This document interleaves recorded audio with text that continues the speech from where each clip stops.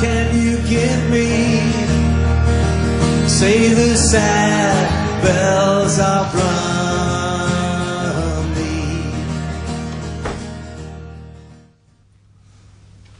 Hello, welcome back to Lewis School Pengam. Yeah. We are so proud of having such a great sportsman coming from this school.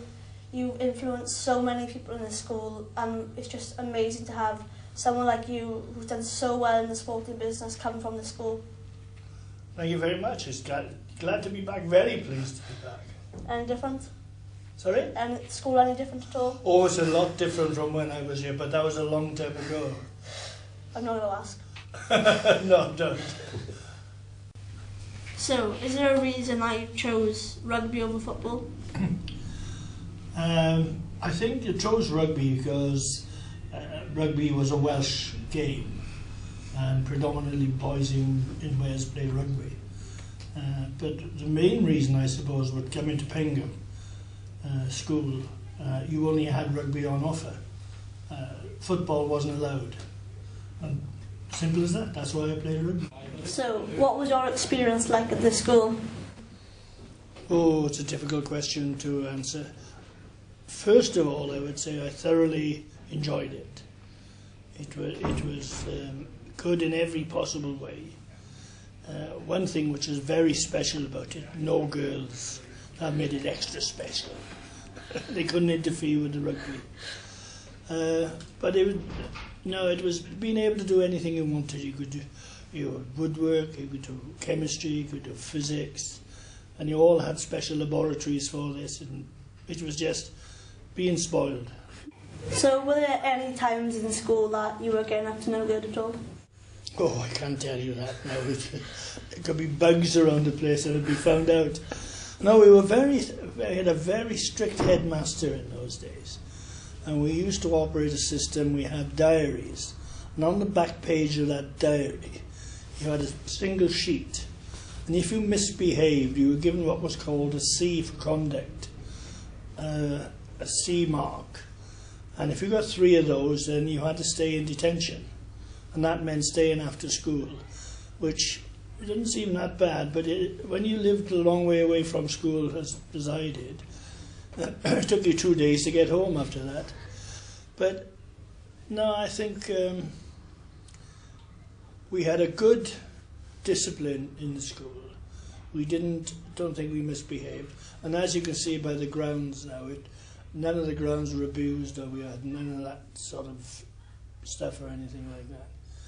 No, I say that we were probably the best Pengam boys there ever been. You like that? That was good. So, yeah. You used to play number 12 or 13, so centre. Is that your preferred position, or? No, that's preferred. Well, as I wasn't a selector, I played what I was told to play. But I think it's my preferred position.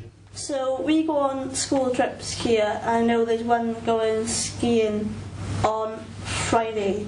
Is there any school trips that you can remember and just love to go? Well, we weren't as lucky as you are now. We didn't go on many. One thing we used to do, we used to play some English schools at rugby football, and we made that a little bit of a school trip because we'd have to go and stay away, and we would probably stay with our opposite number at their homes, not in the hotel or anything like that. The one school trip I did remember was we went to a place in Germany, a place called Königswinter on the Rhine, and I was only a 15-year-old then, and that was something unbelievable.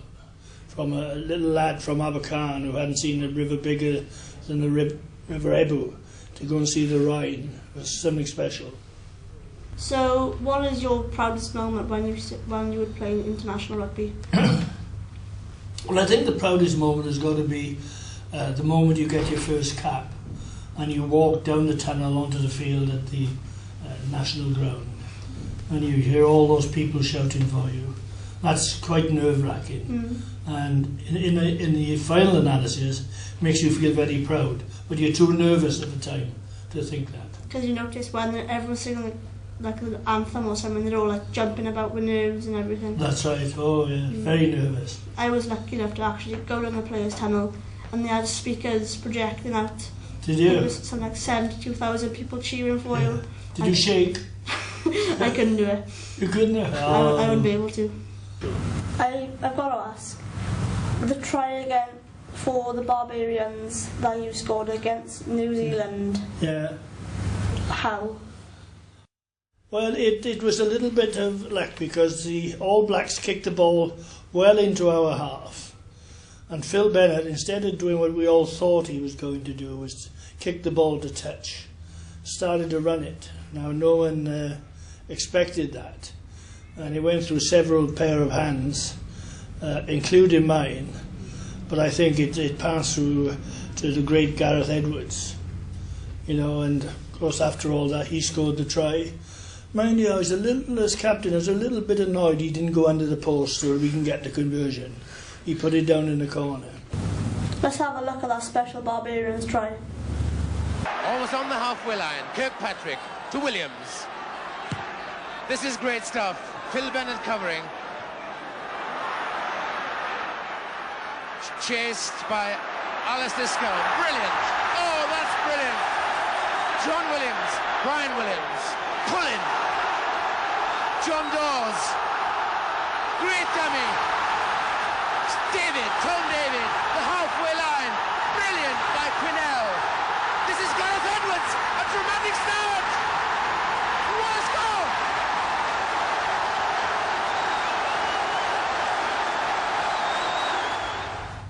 Well, thank you for doing this interview with us. We're so proud to have you as such an inspiration for every young sportsman from the school.